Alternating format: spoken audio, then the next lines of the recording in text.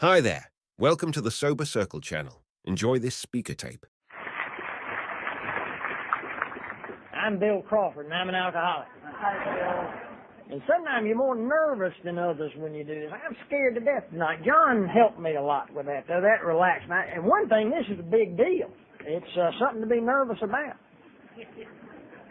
22nd Las Vegas annual Roundup's a big deal. I didn't know it would be 1,090 people paying God knows. I don't want to hear what you had to pay for a plate of food in here.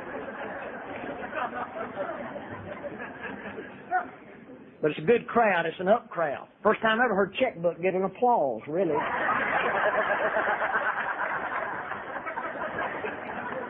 And I've been to a lot of these things. So I know I can't screw up too bad if somebody will give a clap for a lost checkbook.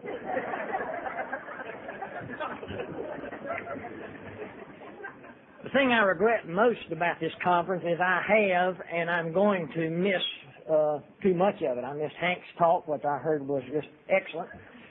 Friday night, because I didn't get here till late, and it was the only way I could make plane connections, and I'm going to miss Mary's talk in the morning, and I'm very unhappy about that, but I've got to fly out at 7:24. That's the only time they can get me to Charlotte in the morning, and I don't like that, but I certainly have enjoyed today's events and today's speaker. That Ruby was just absolutely beautiful. I sat in on the Alcathon meeting and enjoyed that, and I thought the panel, I thought relationships, what are they talking about? But it was just beautiful, and just every one of them read my mail, and I just enjoyed the people. You know, you come here, you're kind of apprehensive because you don't know anybody, but then you soon know people. The committee, in particular, Karen, has just treated me like royalty and just tended my every need, and I'm certainly thankful for that. And I thank you for asking me to come and speak. With that, I think I'll just sit down. I'm telling you. While I was talking, I took the opportunity to count this crowd. I was born 50 years ago in Greensboro, North Carolina, and I was born in an alcoholic home. I know the power of alcoholism from that other side. You know, if alcoholism is anywhere, certainly in a family, it's in control. It's a powerful thing, and it controlled us. Now, we didn't realize that. We couldn't appreciate that, but I know in retrospect, folks like you have taught me that what owned our family was my daddy's disease. And even when he wasn't drinking, we were dreading when he was going to drink. And when he was drinking, you know, and my daddy was a good drunk. He was not violent or abusive or mean like I later came to be. He was a good drunk, but he was embarrassing and unreliable and drank at the wrong times. And that insecurity that goes along with that was there, present in our house. It's also a Baptist. I don't know if y'all have heard of that out here. Boy, once you get that, that's terminal too. I'm telling you, that's hard to get out of that. You know, I still got a lot of that in me. And Baptists are not very complimentary to beverage alcohol, at least they didn't used to be. And so from what I lived, my experience in my home plus my religious training was alcohol was a bad thing. I didn't know anything good about alcohol. You know, my childhood heroes didn't drink. Now, you young people are not going to know who I'm talking about. But some of you will. I can see the white heads out there. I'd go down to the movies on Saturday afternoon and watch Lash LaRue and Johnny Mac Brown and the Rango Kid. These were the B-Western cowboy stars. And if you remember, they didn't drink. Not the good guys. Them bad guys would drink. But the good guys didn't drink. So I had a negative view of beverage alcohol coming up. I knew that I'd never drink. I knew that I knew what was wrong with my daddy, and I knew what was wrong in our home, or at least I thought I did. It was his drinking. And if he would just not drink, things would be okay. But along came something called peer pressure, and I didn't know it was peer pressure. I know now. I've read a lot of stuff like Ladies' Home Journal and stuff like that, where you learn stuff like that, and I know now it was peer pressure. And it's a little story I usually tell in my talk. I was in downtown Greensboro back when people came to downtown Greensboro. Now they're all out at the malls and shopping centers, but at that time everybody on a Saturday was down there, and I was down there. And out in front, I was about 14 years old. Out in front of Manzo Henry Drugstore were three of the finest looking boys I'd ever seen in my life. Older than I. Let me tell you how they looked. They stood there and their shirt collars were standing straight up. Their hair was combed back on the sides and squared off in the back. And they wore their breeches real low, and the breeches were real big in the knee and real small at the cuff. These draped breeches. Oh, it was the greatest thing I'd ever seen in my life. You could tell they were rebels. And I got up with somebody and I said, "What is that?" And they said, "They're cats. That's what they're called." I wanted to be a cat worse than anything in the world. See, I had already, this peer pressure thing had been at work with me all along. I've learned how to smoke Lucky Strikes. And I was doing a pretty good job of inhaling, too. It was important to inhale back then. I don't know if you remember that or not. And I remember I worked real hard. Inhaling didn't come natural to me. I remember I had to really work at that. I can remember it hurt me so bad to inhale that I'd only do it if somebody was looking. I don't know if you can identify with that. If I'd be with the gang and we all had our Luckies lit, if somebody would turn my way, I'd grab a post and inhale a big drag and look cool. So I was inhaling pretty good, and I was sort of, sort of tough and that kind of thing. And there were the cats. So me and old, and I'm sure he wouldn't mind my using his name, me and old Charles Deligny, he sort of advised me on how to be a cat. And I don't want to dwell on this too long, but I'll just say I became a cat pretty quick. I got me some pants with the big knees and the little bottoms, and I got my mama to starch my shirt collar so they'd stand up. Had a little hair problem. I had real fine hair, still do. It just would. That was in the day of Wild Root cream oil, if you remember that. I put a half a bottle on it, and it still would just kind of fall down. And old Deligny introduced me to a product called pomade. I had so much trouble. You know, pomade. The blacks of that in that period were using pomade, and of course some of us cats used it too. Let me say this about pomade, in case you're too young to know what pomade is. You may have seen the Final Net hairspray ad on TV, and they've got the gal with the hairspray, and she goes through a real rough day, and at the end of the day, she's pooped, but her hair's still in place. That tickles Final Net to death, that hair stayed together. Pomade holds your hair for 3 months.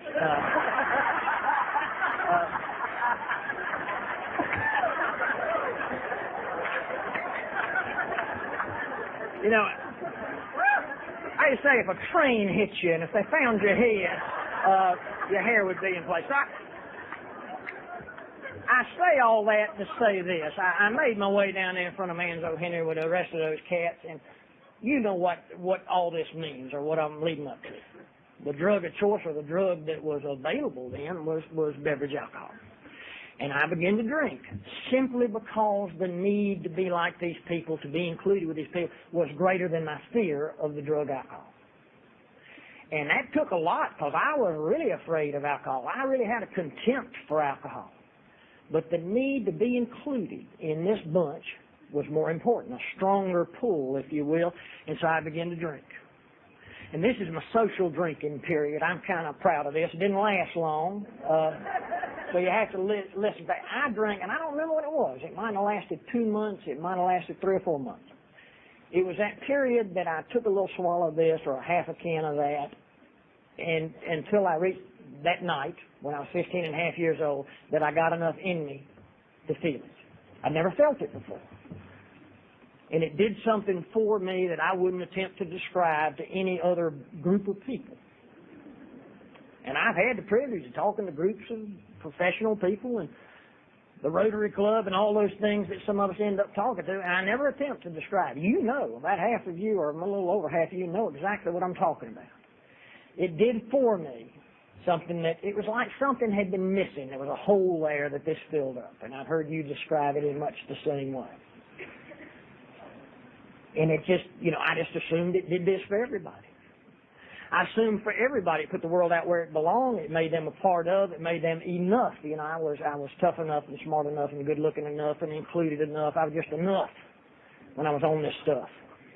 And that's what I thought it did for other people. I since have learned better. Only about 1 in 10 of us apparently get this at some point in our drinking, this wonderful reward. And so I became preoccupied with drinking, with alcohol right then. Didn't know it. I would bet if we use our description, our definition of alcoholism out of our book of experience, the big book, and we believe that alcoholism is that physical allergy coupled with a mental obsession, a mental compulsion, then I was half an alcoholic from the very first. I was down at the old downtown cemetery there in Greensboro where we'd sneak down there and do all sorts of things, and we were sitting down there drinking old Mr. Mac wine, and I felt it, and the moment I felt it, I was half an alcoholic. The mental obsession was there that night. And I didn't realize it. I know now looking back on it that I set about to drink at every opportunity. And when I wasn't drinking, I was looking forward to drinking. I made sure that I went where drinking was going to be going on, and I made sure I associated with only those people who drank. Half an alcoholic. The physical allergy wasn't there in the beginning. It didn't take long. My whole drinking career was not a long career because I hit the ground running. I didn't have that period like some of you had. You know, where I drank okay for 15 years or whatever, and then I crossed the invisible line. I was standing on that invisible line when I was at that old cemetery and felt it for the first time. And life went on. Now, there was that nagging fear and guilt that was there. I shouldn't be doing this. This is bad. It's not only evil, and I've learned that religiously, but it's also something that's going to get me like my father. It's something that may turn on me like my father, but I would rationalize and say, I'm not going to do this forever. I'm just having a good time. And when I'm older and when I set out to be a man, I'm not going to drink. Or I'm going to drink like those people I'm learning about that don't drink and have trouble. I'm going to have that mixed drink and have the Great Dane dog at the fireplace or whatever I thought, grown people that succeeded in drink. But I would put that day forward, and life went on. And I'm going to try not to bore you with a long drunk-a-log, but because I don't have a long drunk-a-log, but life went on. And it was still doing great things for me. You know, what it does for us is what gets us in trouble with it, and what it does to us is what gets us here, hopefully. And then it was doing a lot for me. The scale seemed to be tipped way in favor of the reward and not the price. Well, I was doing right much vomiting and stuff till I got it right. There were those things, and I had some embarrassment, and I had some scrapes with authority, situations and circumstances that I wish hadn't happened. But basically, it was doing so much for me and very little to me. And later, when it seemed to be demanding its price, when it seemed to turn on me, I just almost missed it. Now, the blackouts or that amnesia I had right from the beginning. I didn't know that I was having amnesia or blackouts in the beginning. I just thought people would mix me up with somebody else. I don't know if you had that. I'd get a report on something and something I'd done or something. I hadn't even been there. Amazing things. But they'd always have a witness, I would say, no, it wasn't me. And they'd say, well, come here, Joe, and tell Crawford here that it was. And I would hear this thing, and I'd say, well, I did. I was there, and I did that, and I forgot it. But see, I didn't know that was peculiar to alcoholics. I didn't know that this blackout thing was something that we get and normal drinkers don't get. I wanted to think that all drinkers, when they drink too much, forget. I started at one of the things that was sort of subtle or seemed to be. I started being less and less able to predict the amount I was going to drink. I would set out to drink a little, and I wouldn't drink a little. I'd drink a lot. And by then, I'm married. We always do that, don't we? That's how it becomes a family disease. Very few of us will go off and be an alcoholic on our own. We got to take some hostages in there and screw up everybody. And I had gone to a very little bit of college. And I know now how much my drinking or the alcoholism interfered with any kind of education I might have gotten. But I went into the military. It was something you better do in my time or you couldn't get a job. And I joined the Army. And they made, just so you'll know you're hearing from a professional tonight, I'll just say this to impress you, they made me a neuropsychiatric technician. I see a look of awe on a lot of faces. Most of you can't even spell neuropsychiatric technician. Now, I was one. Now, what that is, that's a keeper in a nut house is what that is. And by then, I'm rocking along with a lot of, my alcoholism is going full course. Now, to give you an idea of what a neuropsychiatric technician is in Army, so you can picture it, if you'd walk on one of these wards, let's say, at the old Valley Forge General Hospital up there in Phoenixville, and there you just walked in cold, you didn't know anything, the nuts were in blue pajamas, and we were in white clothes and we carried keys. So if you'd wondered who to back up against the wall with, we were in white. And they taught me, I remember I went through a training course and they taught me just enough psychology to worry about it. I don't know. I don't know if you've ever had that kind of, when I'd hear about things like schizophrenia and I'm no secret, my God, I feel that way, you know? But you can't let, you can't let them know. And that's a big secret to know that I'm just as crazy as these nuts. And I'd stand there on that ward about to go have these panic attacks. And some of you know what that is. I'd be ashamed to flip out and then switch my suit, you know? And it embarrassed me in front of the other people. But that night when I would leave the ward and go to the club, things would change. Now this is where if I think of it, and I just thought of it, I stop and give a quick little educational course on alcoholism. Some of you want to go to work in it. Some of you are already working in the field and making you living at it, and some of you aspire to do that. So I stop and give a quick bachelor's degree because they've done a lot of research on us. You know, gotten rats drunk for years and studied us and this kind of thing. And I always thought it was interesting. All this billions of dollars they spend on, and they should. I mean, we have a disease, so it should be researched.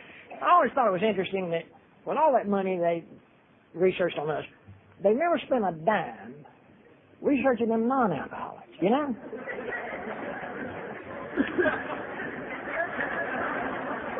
So I've taken it upon myself. Since there's no government grants coming down for the study of non-alcoholism. And it's been fairly simple because I'm married to one of the worst cases of non-alcoholism you've ever seen in your life. I mean, this is, latter stage non-alcoholism, you know what I mean?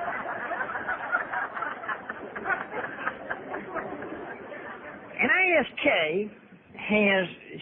she'll drink a little now. You know, we'll go out to a restaurant maybe 2 or 3 times a year. She'll have half a glass of white wine or something. And over the years, and we've known each other for 100 years, we've been married 29 years, over the years, she's probably drunk enough to feel it. 4 times. Maybe. And you know what she does, and this is going to disgust the newcomers, so brace yourself for this one. You know what she does when she starts to feel it? She stops.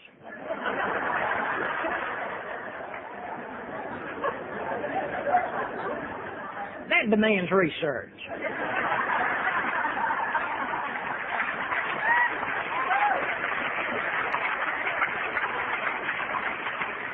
So I've looked into it. You know what she says, and I asked her, and I've analyzed this thing, and basically what she says, the bottom line is she quits because she doesn't like that feeling. You know what she thinks when she starts getting that feeling? You know how you get the pilot lit? You know, when you get you know what I'm talking about? When she gets her pilot lit, if she even has one, she feels like she's losing control. When I would leave that nut board and go up to the club after thinking I'm going to fly apart all day and they're going to learn my secret, I would start ingesting that stuff, and for the first time that day, I would be in control. You know, I'm satisfied, all kidding aside, I'm satisfied that that's all the difference I need to know between me and them. Is the same stuff that makes them feel that they're losing control was the only thing that gave me any semblance of control. And even when it was clear it was doing these things to me at times, and later on it got at times clear, I still had to have that control. It seemed to give me because it's the only thing I had.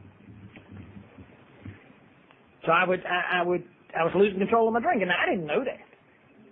I didn't know that I was losing control. I just think I screw up now and then. Yeah, we are. I just didn't mean to do that. I didn't mean to stay out all night. I didn't mean to drink that much. I didn't mean to start drinking liquor. I wanted to just drink beer.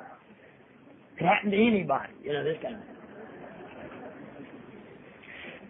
Another thing, and I think this is real similar with all of us, or at least if I understand the stories you've been telling me over the years, I started losing control of my behavior too. I could not predict my behavior. I might be funny in the life of the party, which I wanted to be, but more and more often I was becoming hostile and mean. And I was doing and saying things that I didn't want to do and say.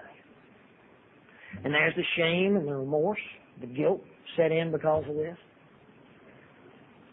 And it became evident to me at times that something's wrong with my drinking. That would become evident to those around me a lot sooner.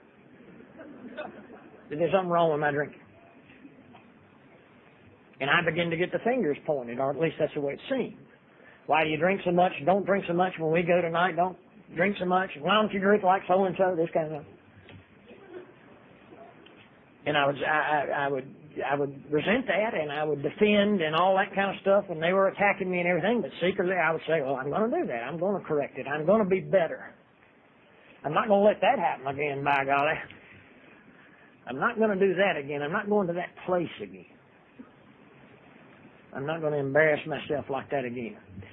Then I started getting those hangovers along in there. I thought I'd been having hangovers. But what I'd been having wasn't a hangover at all. There was a whole new thing waiting out there for me. And you know, some of you know what I'm talking about. Oh, real hangovers. The hangovers that make you look back fondly on what you used to call hangovers. It's like a non-alcoholic hangovers. You know, if you got anybody you work with or anybody in the neighborhood, the family, and they go out on New Year's Eve, whenever those people drink, and they really tie one on. They have their 6.5 drinks or whatever they have. And they brag about them hangovers. Boy, I was telling you, boy, I woke up New Year's morning, I was just dying. My head was throbbing, my tongue felt like a foot. I could barely eat my waffles, you know. That's a serious hangover to those guys. But I'm talking about those real deals, you know what I mean? Where you come to and you don't wake up, and every fiber of your being is screaming for more of this stuff, whether you know it or not. And the only person in the world was me, and the fear and terror is indescribable. And I got into morning drink, and I discovered the morning drink. That's the term. I discovered the morning drink. Thank God, by the way, I discovered the morning drink. I've heard a lot of stories from podiums like this, and heard, you know, I lost 15 families, a lot of sad stories, but the saddest thing, the thing that really gets my gut, is those of y'all that never discovered the morning drink. I want to grab you and hug you after you talk, I tell you. I couldn't have stood that. Now, of course, the morning drink turned into and I'm going to try to hurry through this thing a little bit, and it became bender drinking. Now, I'm not talking about somebody in his 40s or even his 30s. I'm talking about somebody in his 20s. And since Greg, who was with me in Texas a few years ago, who heard me talk at a conference there, since he was nice enough to ask me to tell one of these stories, I'm going to tell it, because this sort of goes along with this part of my drinking, this period of my drinking. I was looking for ways, like we always do, just like we heard out of chapter 3. I was looking for ways to have it, what it's doing for me, without paying that price of what it's doing to me. I had to have what it was doing for me, but what it was doing to me was becoming bigger and greater and more severe. And I was looking at all kinds of ways. And every once in a while, I would discover ways to drink and not get in trouble. I don't know if you know that feeling. It's the most wonderful feeling in the world. You know, it's like discovering beer, you know, and that you can't be an alcoholic on beer and this kind of thing. Well, I was about 24, 25, young fellow, married with a couple of children, and I'm looking through Esquire magazine. And they have all the nice ads in there. And I opened up Esquire to a double-page ad, and they didn't even have a pretty girl or the guy with the graying temples or anything. There was no people in there. It was just a glass with a green liquid in there and crushed ice. Beautiful. Little dooble of sweat going down the glass. You know how that is? And it said mint julep. And it was advertised, and I don't know what it was advertised. It advertised one of these sour mash bourbons, or it was advertising the brand, the cream de mint. I don't know. But I was so impressed. And it even gave a little recipe over there. You took a jigger of the cream de mint and a jigger of this sour mash bourbon, and you did that, and you had your mint julep. Now, I was talking at some deal a few years back, and some lady said this was a bad recipe for mint juleps, but by God, it was a recipe in Esquire that day. So I just couldn't wait. It was a Friday. And when I left the office, I stopped by the liquor store, and I didn't get the Rebel Yell or the Wild Turkey or what it was. I got me a pint of George Stagg, Old Stagg, was a little bit cheaper, and a pint of cream de mint. And headed home with my brown sack to do some dignified drinking. Now, by then, I'm getting a lot of trouble with drinking, and when I walked in with that familiar-looking sack, Kay gave me that look. She hadn't seen the ad, and she thought I was going to get drunk. And I said, no, we're going to have, and I was including her, we're going to have mint juleps. I said, I've been getting drunk Friday nights and all weekend. But I'm not going to do that anymore. I'm going to sit and drink some mint juleps. It was warm. We lived in an apartment complex, and it was a warm summer evening, and the other couples, young couples, were, some of them were sitting out back. And I remember there was a couple of gals there, and I hollered out the screen door, would you gals like to have a mint julep? Well, they were delighted. I said, I'll mix you one, and Kay wouldn't have any part of it. Didn't have an ice crusher, but I wrapped with a dish towel around the ice and beat it with a hammer. Have you ever done it? And beat up some ice and made 3 mint juleps, and I walked out and joined these gals, and we sipped our mint juleps. And I remember the feeling that I'm drinking okay now. In fact, I kind of hated the taste of that cream de mint, and I kind of felt like if you're drinking something you didn't like, it was kind of nicer. And so I can remember I drank mine faster than they drank theirs. And I went back for it. And as a matter of fact, I can remember how that crushed ice kind of lumped up to one lump. It just stayed in there so long, melting in it. And I may have had 2 or 3 before they were able to get theirs down. I offered them another one. No, they didn't want any more. But I continued to have mint juleps.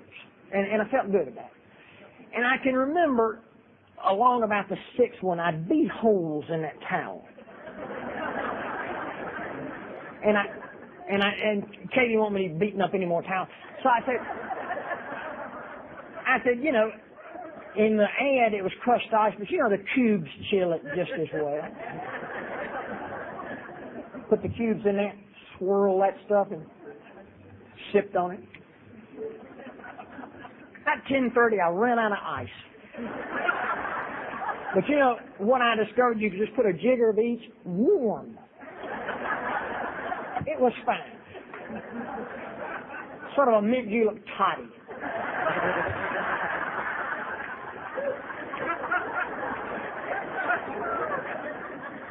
It was a good thing. Lost the glass about 11:30. You know, our glasses will roll under things. You know what you could do though? You could take a slug of the bourbon and chase it with the cream of the mint, and it mixed just as good.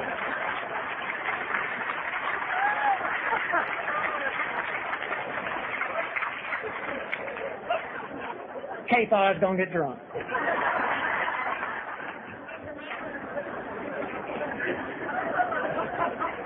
My teeth stayed green for about a day and a half. So, you know, I, like all of us, have untold number of stories like this, the craziness, that crazy way that I'm going to do it different this time. And life was bad, and life wasn't funny, and life was sick. And my family was becoming sickened by this disease like my family of origin had become sickened by this disease. And we were all doing crazy things. I'd gone away. I was working for some crooked company because I had gotten my employment. My resume was getting a little weaker, and I was working for this crooked company. I was up in St. Louis, and I stayed drunk up there for 2 weeks, and I came back. And I was in trouble, and I knew it, and I was sick, and I just knew I needed it, and I came back. And I was in trouble, and I knew it, and I was sick, and I just knew I needed to do something. And I needed to make some grandstand move. I needed to make some promise to her to get the heat off. Do something, say something. And she left the house for some reason, and I called Alcoholics Anonymous, and this was in the middle of the summer of 1966.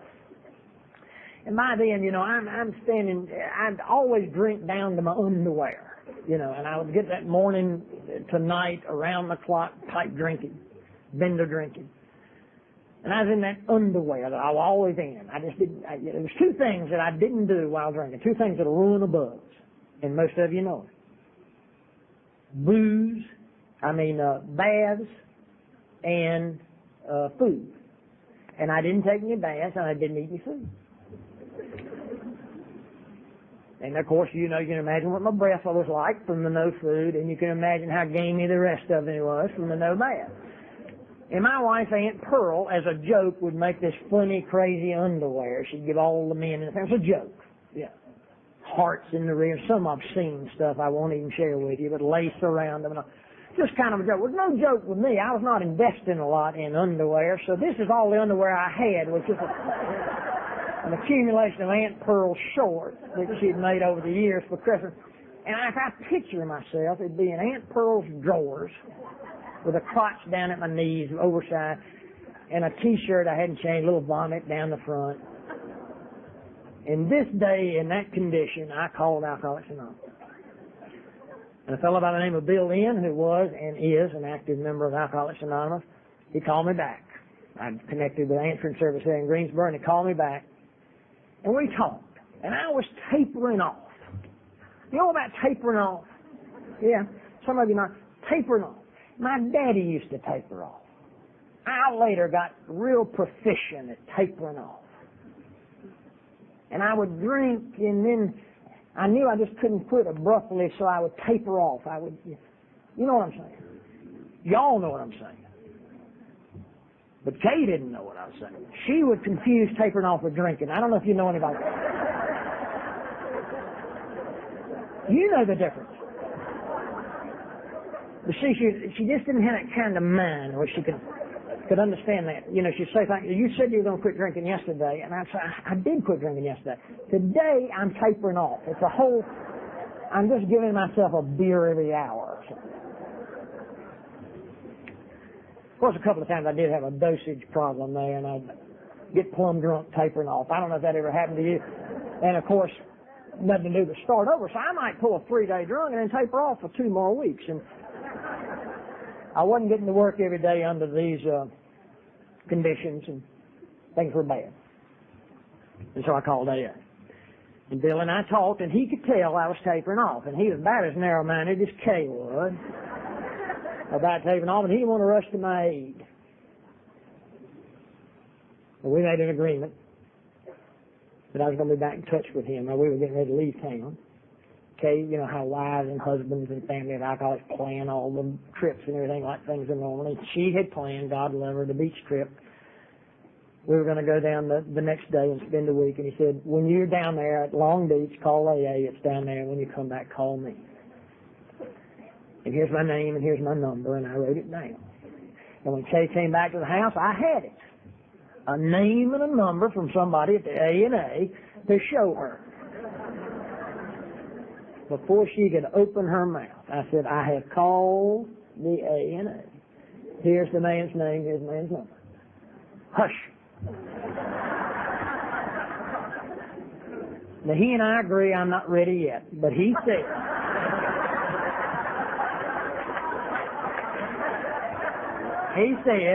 should I be?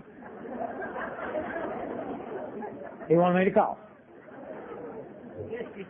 I said, hold on to this. Now, if you drink like I drink, and you hand your wife or anybody a number and a name of somebody that might help you, you don't need to tell them to hold on to this. She'd have let the youngins go first. See, that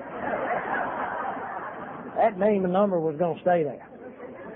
And, of course, I did not call him back. But at one of those times in our home, and I don't need to tell you what that's like, one of those desperate times, one of those painful times, she called.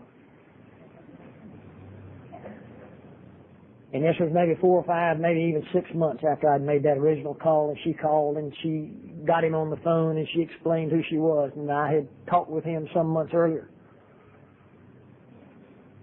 And he listened with empathy and he listened as we do, but he did the big thing, the important thing, when that family member called. He said, hold the phone. He went and got Lib, his wife, who was big in Al-Anon, and she got on the phone and told Kay about Al-Anon. The game changed. I'm going to tell you,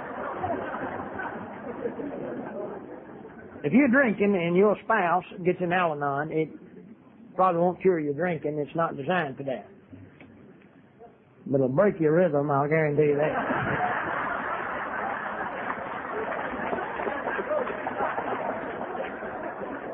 Things change.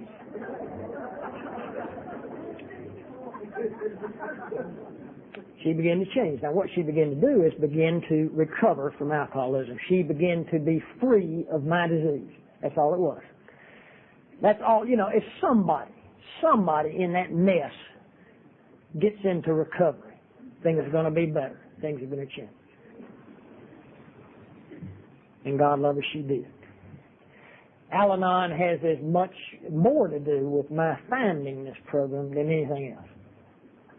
Because although I could not appreciate what was going on, I was watching somebody get well right before my eyes. I was watching alcoholism lose its grip on someone. Even though I didn't understand what I was seeing. On June the 2nd of 1967, I'm sitting there coming off another one of these drunks. It's not even a particularly exotic one. I've been in a hell of a lot more trouble on others. Maybe even sicker on some others. I don't remember, but I was just there again, and the only person in the world that's full of that terror and full of that pain. And I turned to her and I said, let's call that man again. And she had learned enough in Al-Anon that she wasn't supposed to do it for me, but she also knew when I was coming off those drunk, that was back when the telephones had them holes in it, didn't have the button. And she knew I couldn't run her around 7 times like that. So she did dial and got him on the phone and she handed me the phone, and I can remember what he said. So he knew about me. He knew about the disease anyway, but he had kept up with me through Kay and Lib. He said, are you about ready to throw in the towel now? And I said, yes, I am. And I think I was telling him the truth as much as I knew the truth. And he said, I'll see you in the morning. This was a fairly late hour. And he came to that house. I'm a homeowner. That's part of my denial. I'm a homeowner. Now, the mortgage company was working real hard to change that. We were about 2 weeks from the courthouse steps, if you're ever one of those houses. And he came into that almost foreclosed upon house and sat in that little old living room and did what we do.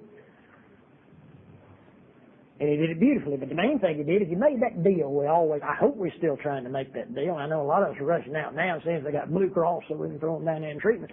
But the first thing I think we ought to do is try to talk to them about Alcoholics Anonymous, and that's what he did. And he wanted to be the example that he was proof that, and he was, and I couldn't deny that he was a pretty clean-cut and nice-looking fella, and things seemed to be going well for him, and I was convinced of that, and he made that deal that I hope we always try to make. Number one, that I would not drink that day, and this was a Saturday morning, and that I would go to Alcoholics Anonymous with him that night. Isn't that what we try to do? And I agreed. I'd agreed to anything. I was about ready for him to leave. You remember when they came to see you? You know, you just talk and talk and talk. That's what it seems like, and it's just time for them to go. My attention span was short. And so, you know, if he'd have said, well, we have to take your ear as a deposit, I'd said, fine, cut off the ear. You see, I was too sick to go to a meeting that night. I wanted to go. I was going to go next week. I was too doggone sick. But I kind of had a feeling he didn't want to argue about that, so I would just send him, we could explain to him later. But see, Kay heard that deal. She had her ear pressed to the door, so we had to go.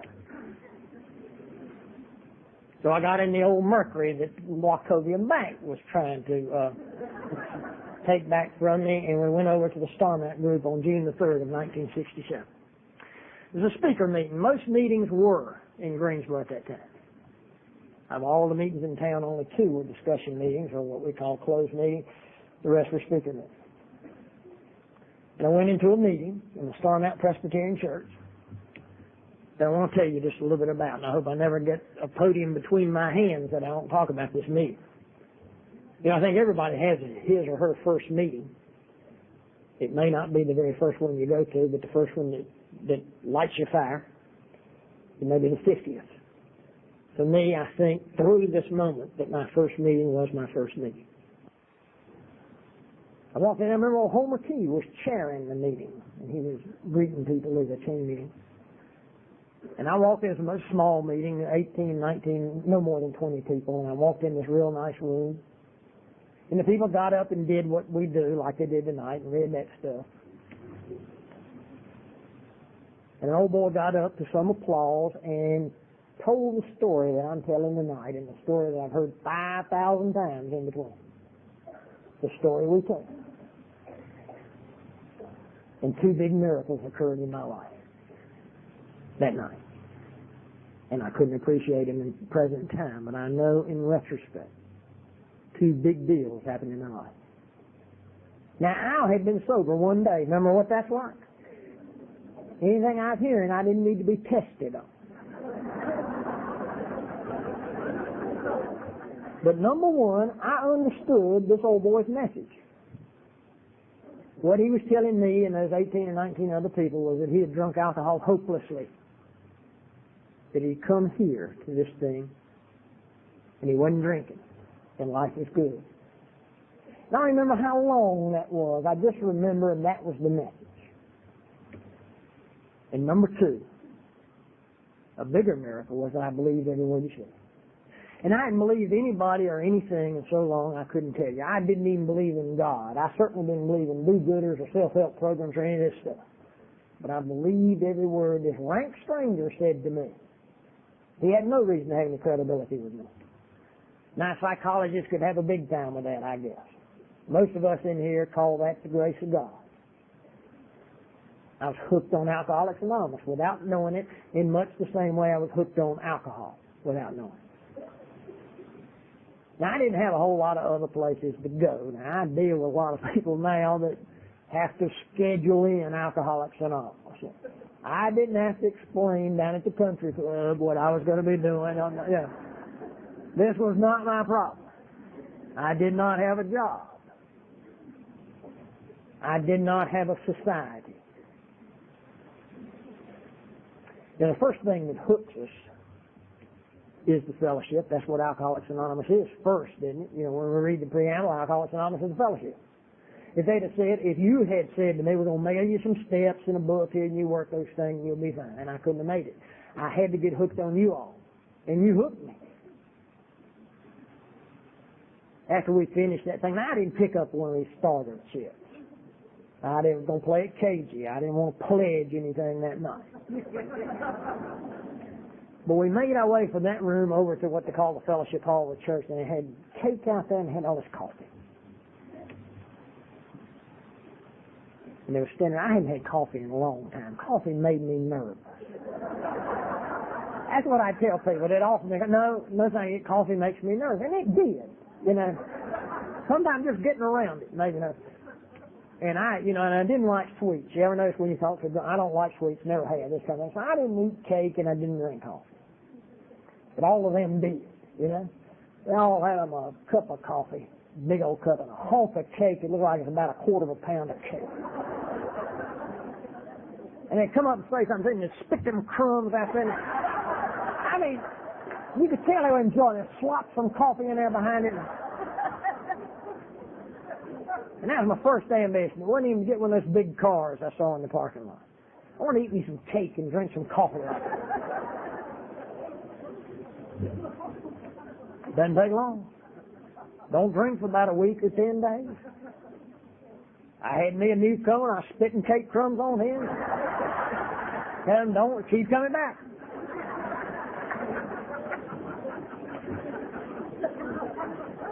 The Fellowship of Alcoholics Anonymous, the society, the men that surrounded me in this program. You know, one of the old sayings that we hear, and we still hear, and it's a good one, pick the winners. The winners picked me, I guess. I don't know if I could have determined who was a winner or a loser right there from the start. I think it doesn't take long to make that determination, but these guys much my senior. I was 29 years old. And these men were at least in their mid-40s, and some almost as old as I am now.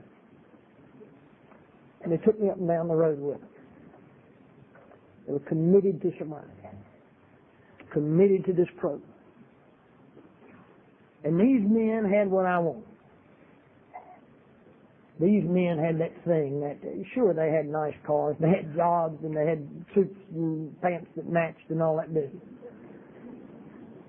But they had that look that we try to describe. That look of peace. You know, it didn't take long, and it doesn't take any of us long to separate who the winners and who the losers are. You can be around here for a couple of weeks, and no old-timer has to get you off the corner and say, that guy vomiting over there is a loser, and that guy over there with, sponsoring a half a dozen people is a winner. You know that. You can compute that. And I wanted to have what these winners had. I wanted to interview them, and I would corner them, and maybe that's good.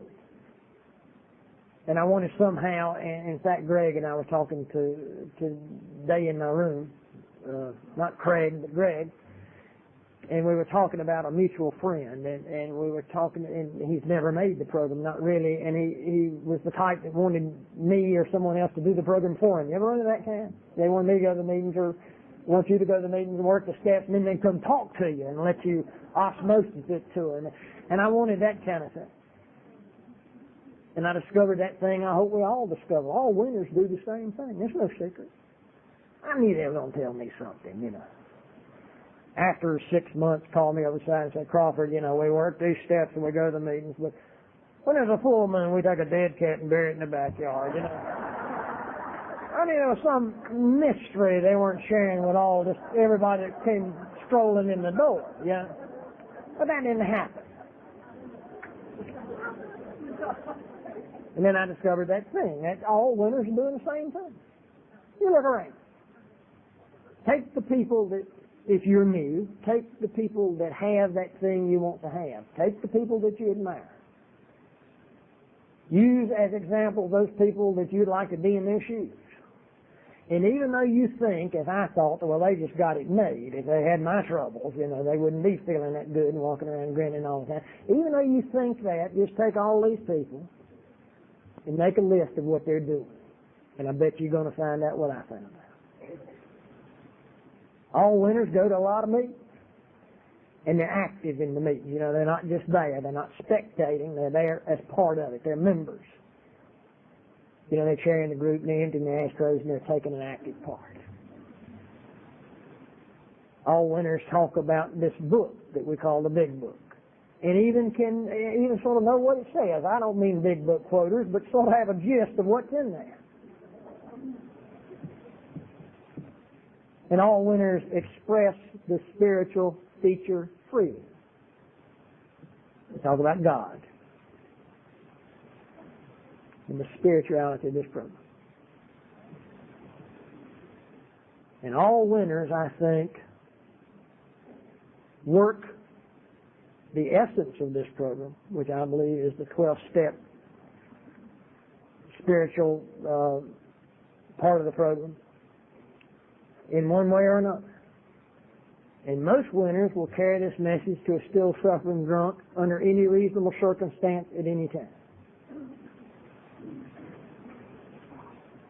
Because I discovered what Alcoholics Anonymous was all about after going through a lot of agony and pinning down some of you old-timers that I thought really had it and interviewing you and trying to learn the secret and following you around and trying to hear what you're saying, see if I couldn't sit in your chair and get some of that stuff to rub off of me and all those things. I had a sponsor then. I've now moved from that town to have a new sponsor, but in the first 15 years of my sobriety, I had one sponsor, old Rupert, called him Granddad. And Rupert was a 12-stepping drunk. And he would carry this message to some of the god-awfulest places you've ever seen in your life. And we made a lot of mistakes during that 12th. I know now, looking back on it. I remember one guy, we kept drunk for about 3 days trying to pay for him off, I remember those days. There weren't so many places you could dump them, detox places, and we kept old Sam. It about killed me and old Homer. Rupert had us over there pulling shifts with old Sam. Sam looked like $1 million singing Rock of Ages on his front porch. And I came over at shift change with Homer, and both of us had dark circles under our eyes.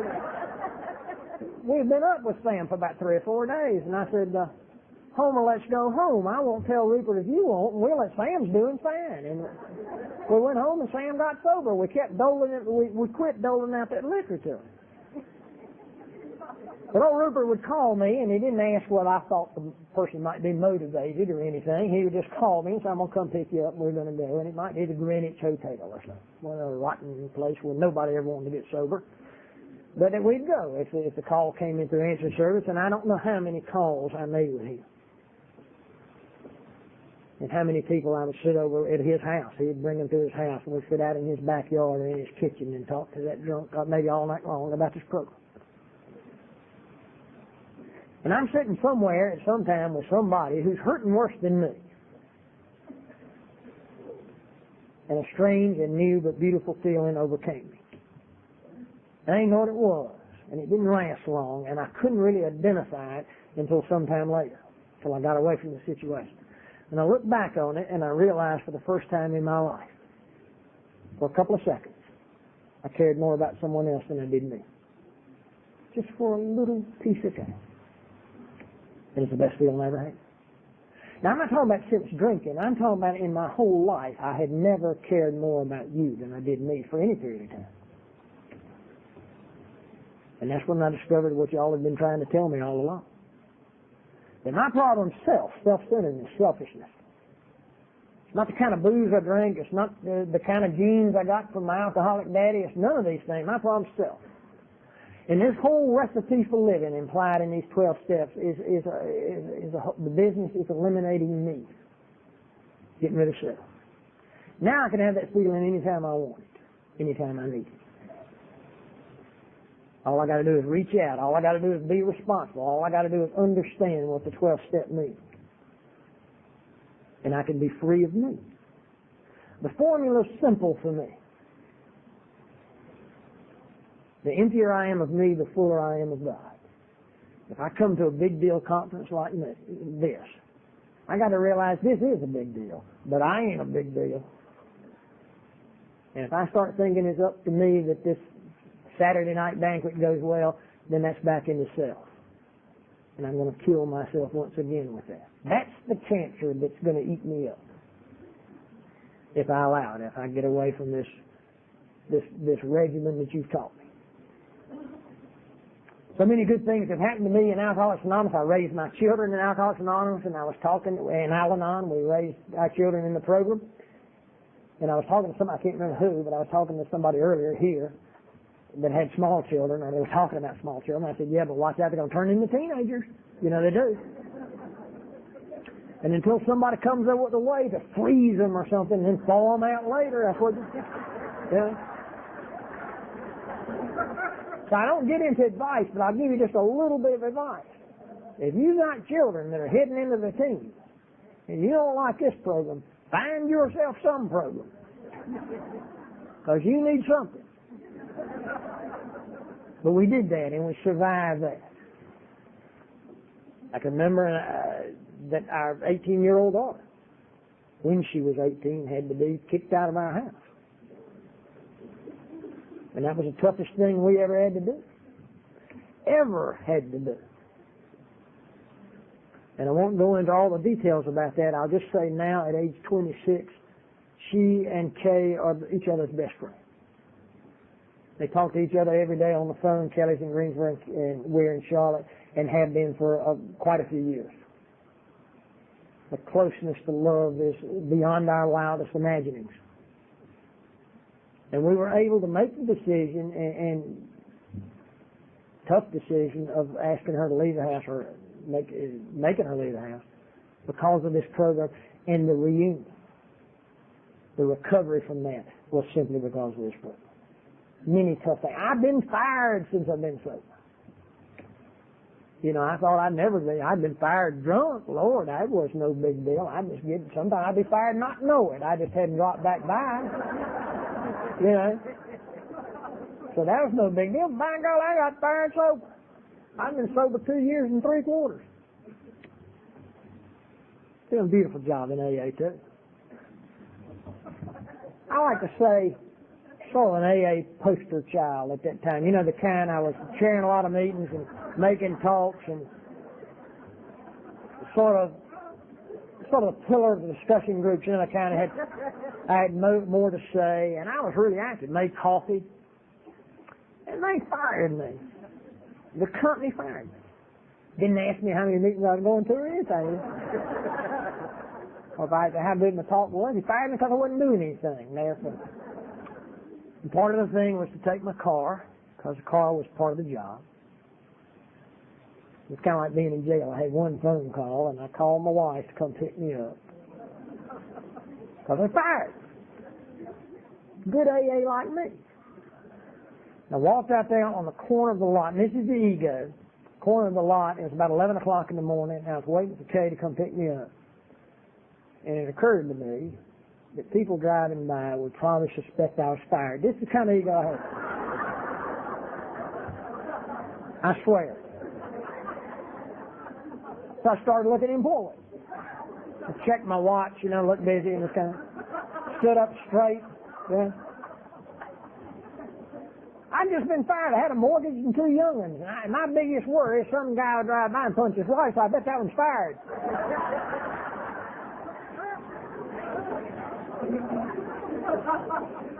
So I got in the car and whined and everything.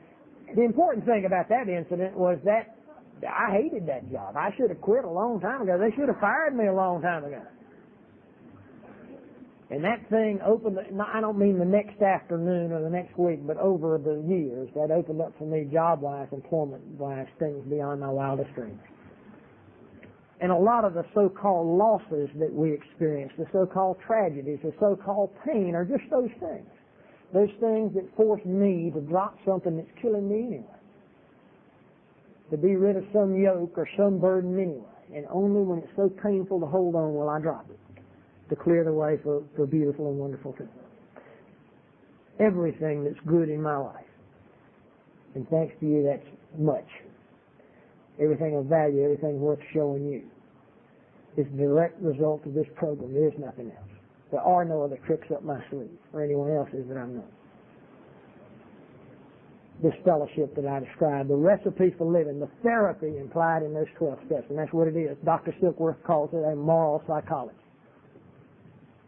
But God, I found it. And for that, I thank you.